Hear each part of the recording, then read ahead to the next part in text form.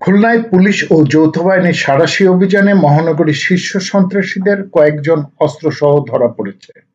গেল কয়েকদিন আগে নৌবাহিনী ও পুলিশের সাথে কয়েক ঘন্টা বন্দুকযুদ্ধের ঘটনায় বিপুল অস্ত্রসহ কয়েকজন সন্ত্রাসী গ্রেপ্তার হয়েছে। এই পরিস্থিতিতে মহানগরীতে অবস্থান করা নিরাপদ নয়, তাই শীর্ষ সন্ত্রাসীরা দলবল নিয়ে আশপাশের উপজেলায় অবস্থান নিয়েছে। তারা প্রয়োজনে খুলনা মহানগরীতে প্রবেশ করে বিভিন্ন সময় অপরাধমূলক কর্মকাণ্ড ঘটিয়ে নিরাপদ আস্তানায় ফিরে আসে।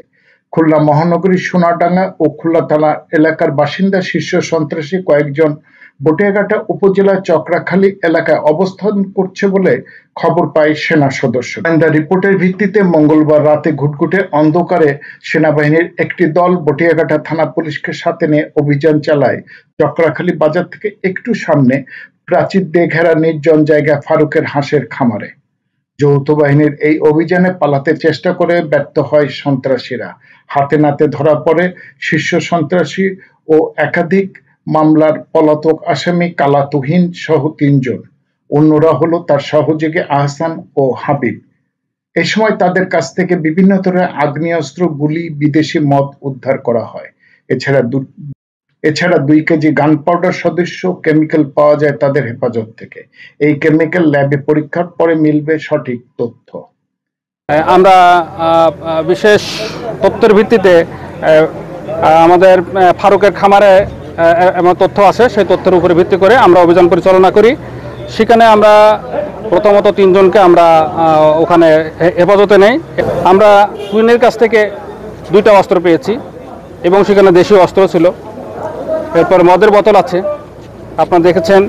এরপর গান পাউডার কথিত কিছু আছে, আমাদের ধারণা করেছি যে কথিত গান পাউডার আছে। আমরা দেশীয় আমরা কিছু টাকা পেয়েছি, মোবাইল সেট পেয়েছি।